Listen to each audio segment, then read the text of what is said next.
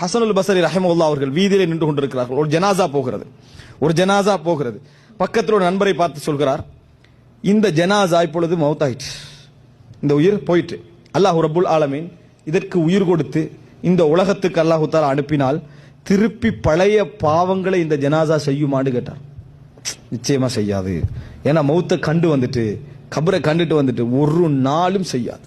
இப்ப அல்லாஹ் தஆலா அந்த ஜனாசாவுக்கு அந்த வாய்ப்பை கொடுப்பானா என்று கேட்டார். கொடுக்க மாட்டான்டார். அல்லாஹ் தஆலா அந்த ஜனாசாவுக்கு அந்த வாய்ப்பை கொடுக்காது விட்டாலும் உனக்கு தந்திருக்கிறான். உனக்கு என்ன செய்யறான்? இப்ப அந்த வாய்ப்பை தந்திருக்கிறான், அதை பயன்படுத்திக் கொள்ளுங்கள் என்று சொன்னார்.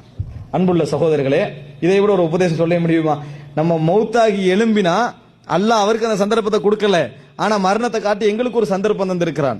நம்ம மாறவில்லை என்று சொன்னால், அன்புள்ள சகோதரர்களே, மாற்றங்கள், நம்ம எடுக்க வேண்டிய முயற்சி, நமது பொறுமை, போதும் என்கின்ற மனப்பான்மை, இந்த மாதிரி விஷயங்கள் இருக்கிறது.